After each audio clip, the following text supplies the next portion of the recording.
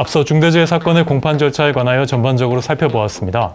이어서 중대재해 사건의 공판에서 공통적으로 문제되는 주요 쟁점에 관하여 살펴보겠습니다. 우선 중대재해처벌법 위반죄가 고의범인지 과실범인지가 문제되는데요. 이러한 논의는 어떤 면에서 의미가 있을까요? 고의범은 어떤 행위가 범죄가 된다는 것을 인식하고도 그 위반 행위를 의도적으로 한 경우에 처벌 대상이 된다는 것입니다. 형법 제13조에 따라 특별히 법률에 다른 규정이 없는 한 범죄의 고의가 있어야 처벌할 수 있고 대부분의 범죄는 고의범에 해당합니다. 반면에 과실범은 고의가 없었더라도 충분히 주의를 기울였으면 결과가 발생하지 않았을 것임에도 그러한 주의를 기울이지 않은 과실만 있어도 처벌한다는 것입니다. 당연히 과실범의 경우에 범죄가 성립될 수 있는 범위가 더 넓어지게 됩니다.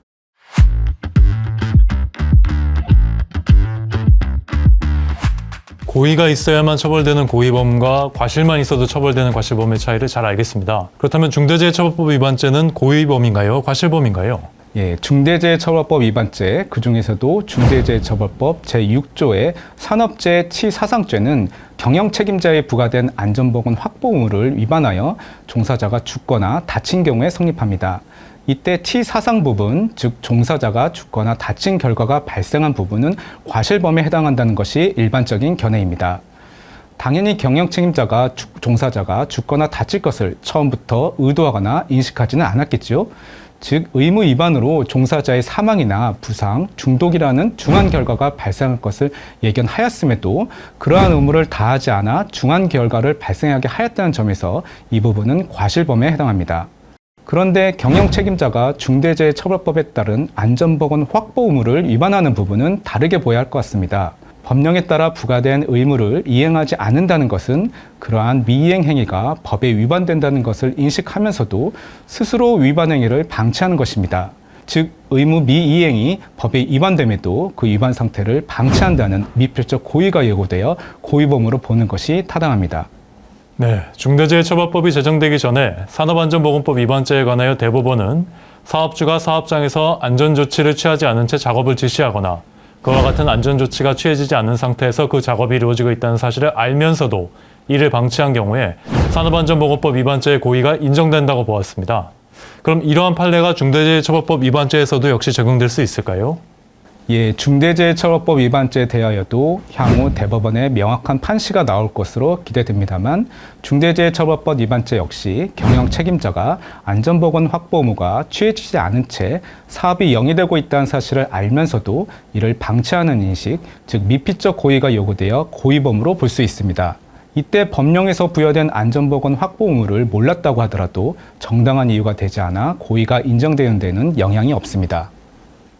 정리하면 중대재해처벌법 위반죄는 경영책임자 등이 안전보건 확보 의무가 이행되지 않음을 알면서도 방치하였다는 미필적 고의가 필요하고 그로 인하여 종사자가 죽거나 다친 결과에 대하여는 의도하지 않았더라도 그러한 결과를 예견할 수 있었다면 성립될 수 있다는 것으로 이해하였습니다.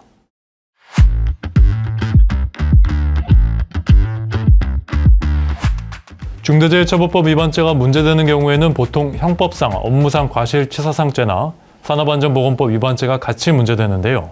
만약에 이들 죄책이 모두 인정된다면 형량이 어떻게 되는 것인가요?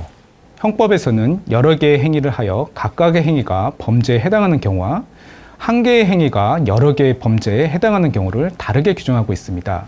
전자의 경우에는 실체적 경험이라고 하여 가장 무거운 죄에 대하여 형벌을 가중하는 반면 후자의 경우에는 상상적 경험이라고 하여 그 행위가 해당하는 여러 범죄 중 가장 무거운 죄에 대하여 정한 형으로만 처벌합니다. 중대재해처벌법 위반죄와 업무상 과실치사상죄, 산업안전보건 위반죄는 어떤 관계에 있는지 중대재해처벌법 2호 선고사건인 한국재관사건에서 쟁점이 되었는데요. 해당 사건의 상고심에서 대법원은 각 법령의 입법 취지, 피해자를 사망에 이르게 한 행위는 모두 같은 일시 장소에서 피해자의 사망을 방지하지 못한 부작위의 범행에 해당하여 사회감능상 한 개의 행위로 평가할 수 있는 점 등을 근거로 세 개의 죄가 상상적 경합관계에 있다고 판시하였습니다. 이에 따라 가장 무거운 죄인 중대재해처벌법 위반죄에서 정한 형으로 처벌한다는 원심의 판단을 타당하다고 보았습니다. 오늘 이승호 변호사님과 함께 중대재해처벌법 위반 사건의 공판 절차 및 쟁점에 관하여 살펴보았습니다. 회사를 경영하시면서 부득이 중대재해 사건으로 기소가 되면 많이 걱정이 되실 텐데요. 오늘 말씀드린 공판 절차와 쟁점에 관한 논의가 향후 공판 대응하는 데 조금이나마 도움이 되셨으면 좋겠습니다. 시청해 주셔서 감사합니다.